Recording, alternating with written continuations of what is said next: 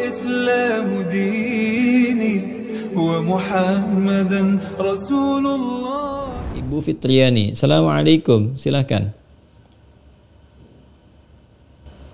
Waalaikumsalam Ustadz. Baik.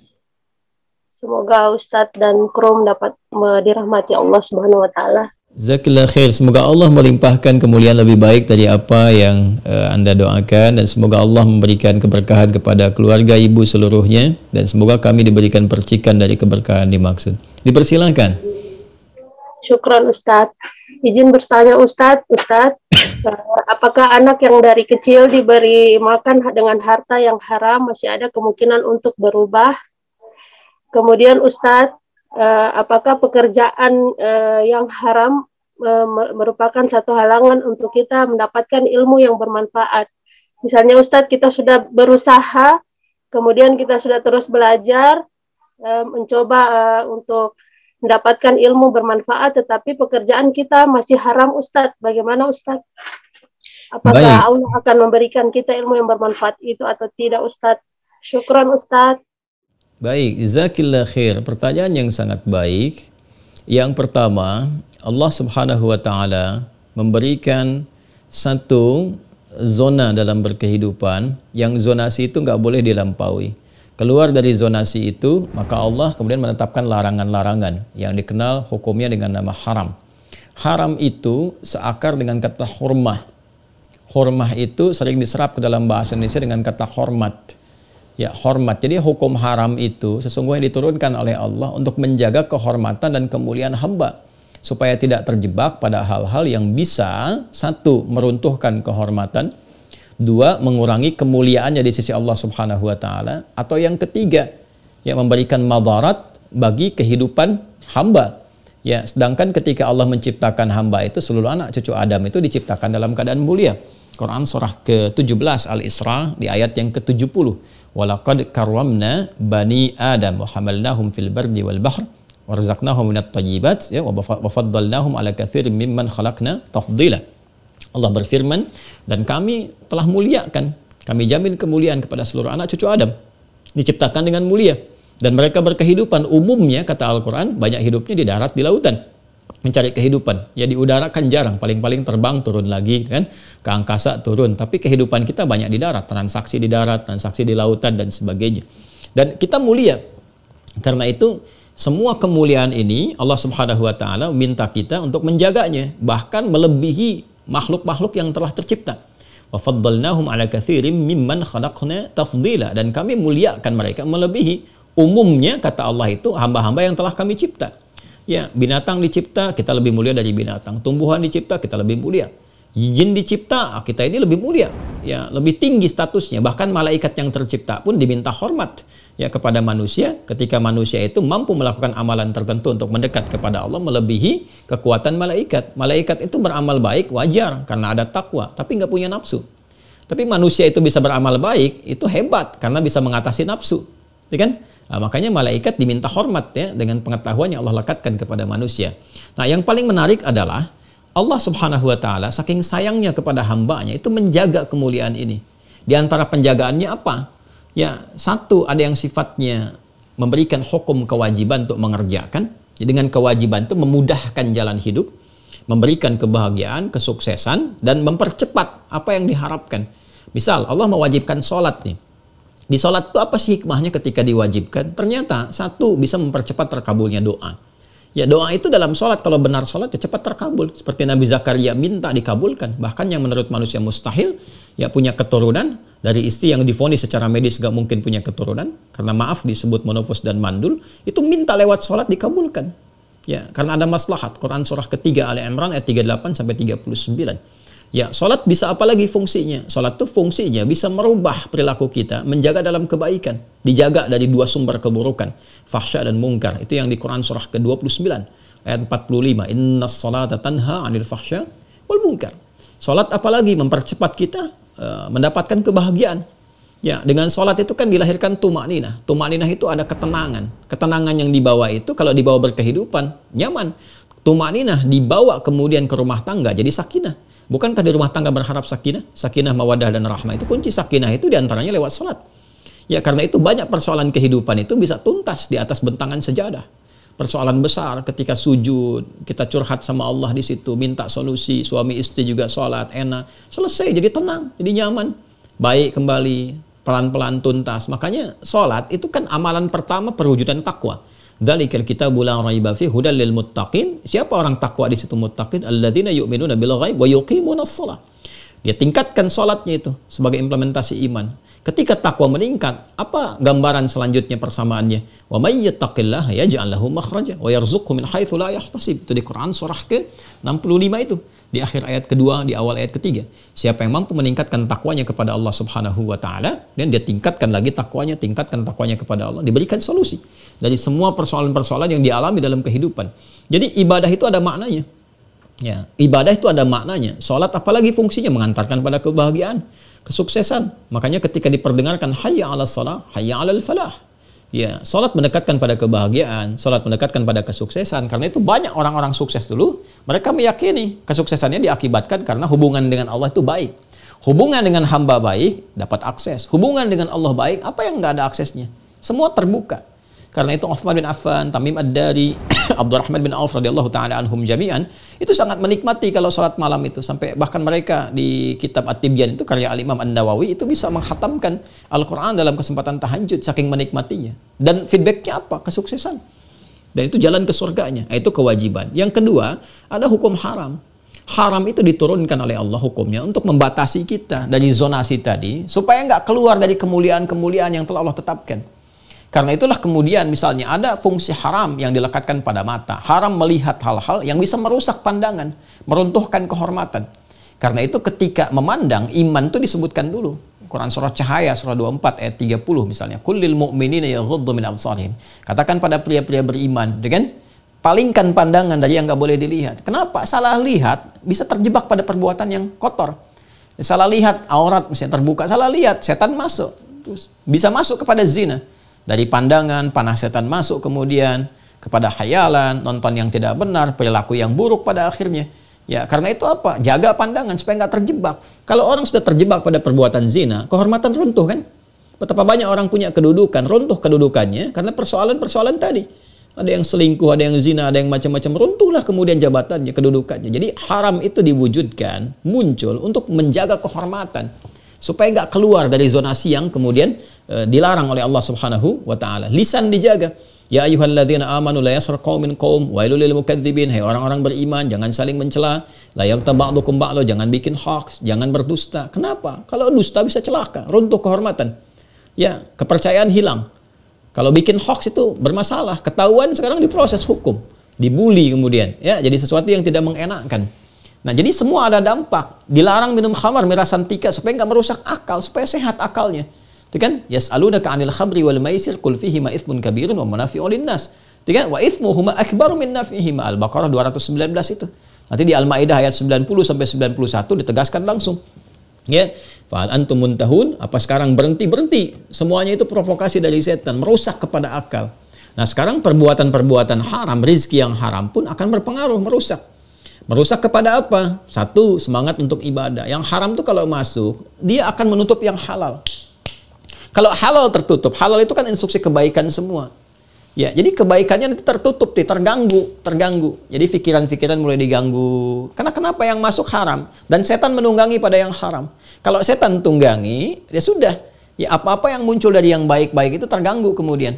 Ya, apa diantaranya? Diantaranya cahaya ilmu misalnya kan. Kalau mau masuk, ya ada sekat, ada hijab di situ. Karena yang haram menutupi. Dia nggak masuk kepada jiwanya. Jiwanya kan bersih.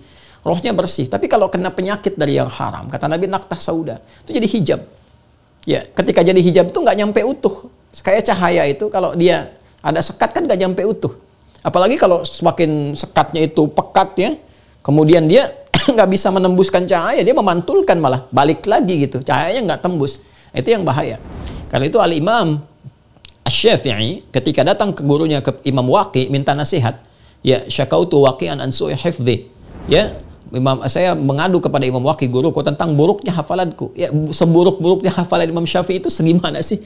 Kan, ya, kita bisa kebayang gitu kan. Mungkin lupa titik koma atau sesuatu yang sangat ringan sekali. Itu disebut sudah buruk oleh Imam Syafi'i.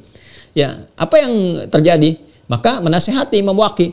Ya, bitarkil ma'asi, untuk meninggalkan maksiat.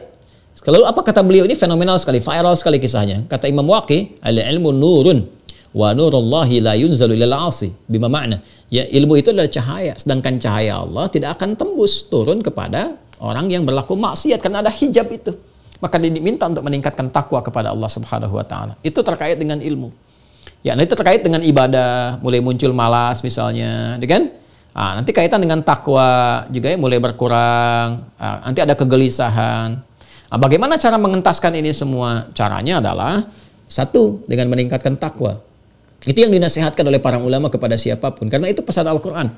Di Quran surah kedua Al-Baqarah di akhir ayat 282. Wattaqullah wa yu'allimukumullah. Tingkatkan takwamu kepada Allah dan Allah akan membuka hijab-hijab yang bisa mempermudah kita menangkap pengetahuan. Diajarkan oleh Allah pengetahuan-pengetahuan. Apa turunan takwa itu? Dua kan? Meningkatkan ibadah, menjauhi maksiat. Meningkatkan taat, menjauhi maksiat. Maka menjauhi maksiat itu dengan bertobat dulu.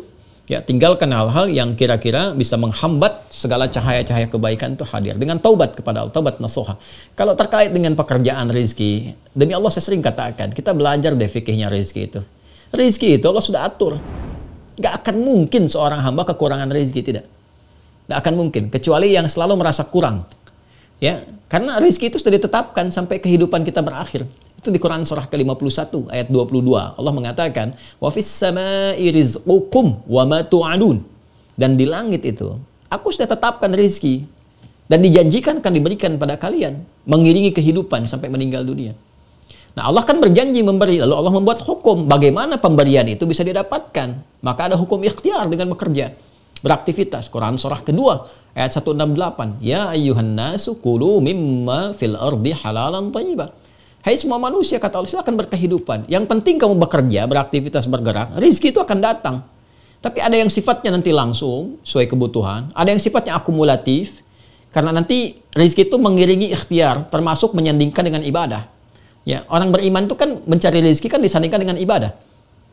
Fa idza faraghta fansab ila rabbika farghab. Makanya kan ada yang tahajud dulu, kan? Ada yang bahkan meningkatkan bacaan Quran, ada yang puasa, ada yang berdoa. Nah, fungsi ibadah ini itu mengentaskan dosa-dosa yang kemudian pernah muncul sebelumnya dari pahala yang dihasilkan. Bukankah konsepsinya pahala menutup dosa? Ya kan? Nah, ada kadang-kadang bagi Allah itu ada rahmat yang diturunkan untuk menutup dosa dulu. Kamu ini kemarin kemana aja? Sekarang baru tahajud, baru baca Quran, baru puasa dan sebagainya. Ini bersihkan dulu nih. Ya, yang kurang-kurang ini. Yang dosa-dosa tutup dulu. Makanya pahala tahajudnya nutup dulu nih. Ya, nutup ke dosa ini, dosa itu. Jadi ketika keburukan dihapuskan, diakumulasikan rezeki. Karena rezeki itu sifatnya kalau kita ikhtiar, langsung ada itu, siap untuk diberikan. Hanya nanti ada yang sifatnya langsung diberi, ada yang sifatnya diakumulasikan. Anda bekerja 3 hari, kayak belum dapat apa-apa. Begitu hari yang ketiga, sebetulnya itu akumulasi dari 3 hari ke belakang. Yang kalau dikumpulkan, itu setiap hari dapatnya segitu juga. Itulah, ada fikih di dalamnya. Maka, mau mencari dengan cara apapun, rezeki tetap akan diberikan. Jadi kalau sudah ada jalan yang halal, kenapa harus mencari yang haram? Haram itu merusak kualitas, tidak menambah kuantitas, ingat. Apakah dikira dengan yang haram akan menambah kuantitas? Tidak, karena kuantitas akan bertambah. Kualitas itu yang akan bertambah. Yang disebut dengan berkah namanya. Ya, jadi kalau Anda dapat pun 100.000, tapi kalau berkah, itu bisa cukup untuk sebulan.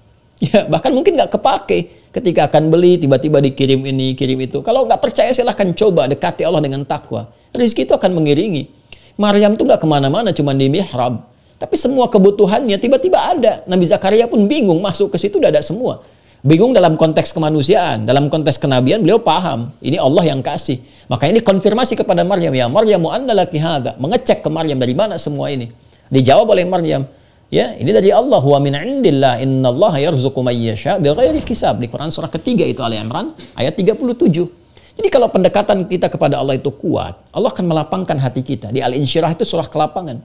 Kalau hati lapang, semua akan dicerna dengan mudah. Jadi cara kita kemudian menganalisis sesuatu, memikirkan pun akan jernih. Ya, sekarang coba kita turunkan ya cara berpikirnya yang benar. Rezeki sudah dijamin diberikan, tinggal kita berikhtiar. Dan mempercepat itu ada rumusnya. Dengan iman di ayat 172-nya, ya ayyuhalladzina amanu kulu min thayyibati ma razaqnakum. Dengan iman dan takwa ada lagi lebih cepat. Quran surah 7 ayat 96. Ya walau anna ahlal qura amanu wattaqau la fatahna alaihim barakatin minas sama'i wal ard. Nah, jadi jangan khawatir tentang rezeki. Yang khawatir itu adalah kualitas rezeki itu tidak memberi keberkahan kepada kehidupan kita. Itu yang khawatir. Ya kalau masalah banyak, jangankan orang beriman. Yang belum beriman pun, saya selalu menggunakan diksi belum beriman karena selalu berharap mereka beriman. Yang belum beriman pun kalau dia bekerja, bahkan sungguh-sungguh, serius, macam-macam, bisa dapat banyak. Tapi banyak itu berkah enggak gitu. Ya, Islam itu concern kepada keberkahannya. Kata Nabi, aku nggak khawatir umatku kaya itu biasa saja.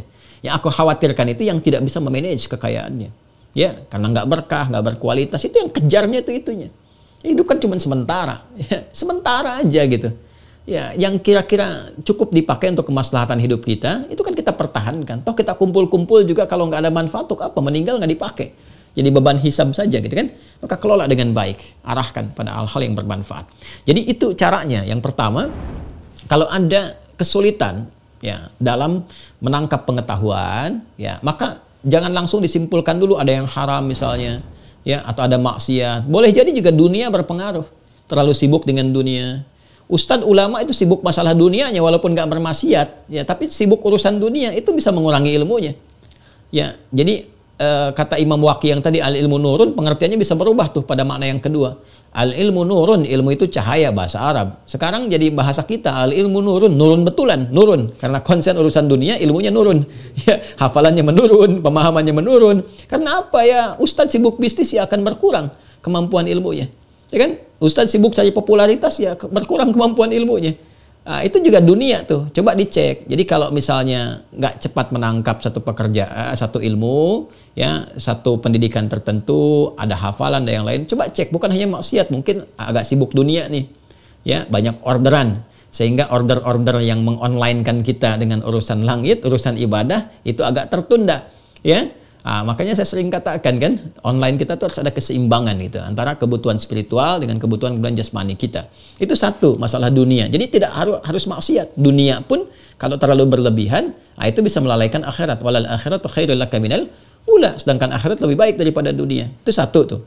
Jadi kalau terlampau sibuk walaupun nggak maksiat, nah, sehingga space untuk kita belajar untuk urusan-urusan yang lainnya pasti berkurang. Itu sudah biasa. Sibuk terlalu malam, siangnya pasti dipakai untuk tidur sebagiannya. Ya, siang terlalu banyak, malamnya akan berkurang. Nggak bisa bangun tahajud, itu sudah rumus. Satu itu. Yang kedua maksiat. Maksiat. Ya bisa maksiat mata, maksiat pikiran, maksiat anggota tubuh. Itu juga bisa menghambat ilmu sampai dengan cepat pada diri kita. Ya, kemudian yang ketiga tadi, rizki yang haram. Ya, yang ditempuh dengan cara yang tidak tepat. Itu pun akan menghambat juga. Maka caranya takwa. Ya, pertama taubat dulu dari segala hal yang tidak tepat. Ya, kemudian yang kedua tingkatkan taat kepada Allah. Kalau taat sudah meningkat, nanti bimbingan akan datang. Taufik akan datang. Taufik itu ketika datang mengarahkan kita pada yang baik. Nanti diberikan oleh Allah pemahaman untuk mencerna, kekuatan dalam jiwa untuk berhijrah kepada yang lebih baik. Jadi kalau sudah ada itu tuh mahal sekali. Itu namanya halawatul iman. Nah, ada yang keempat sebagai bonus. Keempat itu apa? Kadang-kadang ini menarik sekali. Ini biasanya dalam fikih hafalan Quran. Itu kalau saya sedang mengajarkan itu kepada para penghafal, saya selalu menyampaikan ini. Kadang-kadang kasih Allah menjadikan seseorang kelihatan lambat dalam menghafal. Gitu ya. Kadang-kadang kasih Allah menjadikan seorang lambat dalam menghafal. Ternyata bukan karena maksiat. Bukan karena rezeki haram. Ternyata karena sayang Allah untuk menggugurkan dosa-dosa atau menutup pahala yang kurang.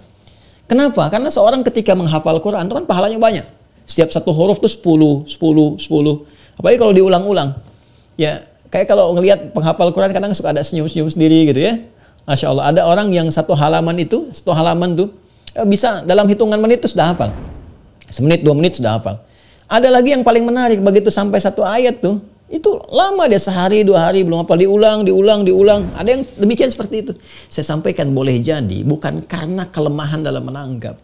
Mungkin Allah ingin berikan pahala yang melimpah dulu. Kamu kemana aja selama ini, jarang baca Quran, jarang kumpulin pahala. Susul dulu yang lain-lain tuh, perbanyak dulu pahalanya. Ya begitu diperbanyak, begitu sampai itu, cukup itu, mudah bagi Allah menanamkan Quran tuh dalam jiwa atau insan setiap kita, insan beriman tuh. Dan itu kejadian. Ada yang bahkan saat datang menghafal Quran, ibu dengan anak tuh. Ibu sudah punya hafalan sekian juz, anak belum punya.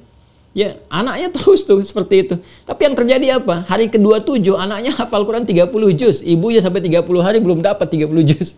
Jadi kalau teman-teman ikut yang karantina STWH itu banyak kisah menarik lah. Ada yang matanya sembuh dari satu penyakit yang divonis sudah nggak mungkin, itu buta permanen, ada yang sembuh, sedang menghafal itu, tiba-tiba kaget jatuh, gayungnya jatuh, orang heboh semua, begitu keluar teriak Allahu Akbar, matanya bisa lihat. Kejadian kejadian di Sulawesi dulu, sahabat kita yang waktu karantina di sini.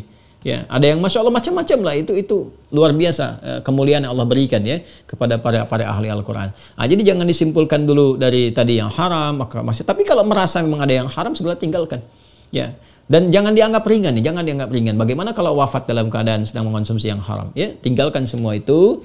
Kemudian bertakwalah kepada Allah Subhanahu wa taala. Boleh jadi apa yang Ibu sampaikan tadi yaitu situasi-situasi yang kadang-kadang dihadapi oleh murid-murid kan, keadaan-keadaan dan sebagainya. Dan kita harus hati-hati sekarang karena yang haram itu bisa masuk ke saku, masuk ke kamar. Dulu orang ke pasar bertransaksi. Sekarang pasarnya masuk ke saku. Ke handphone bisa klik, bisa macam-macam. Banyak yang haram terlihat. Mau ngeklik beli sesuatu di aplikasi yang muncul iklan-iklan yang tidak pantas, tidak baik, dan sebagainya. Maka bertakwalah kepada Allah. Saya berdoa semoga Allah menyingkap dan mengentaskan semua yang tidak baik dalam kehidupan kita dan memberikan semua yang baik-baik sebagai bekal ibadah kita dalam berkehidupan. Saya kira itu ya. Wallahu ta'ala a'lam bissawab. Allahu Rabbi wal Islamu dini wa Muhammadan Rasulullah.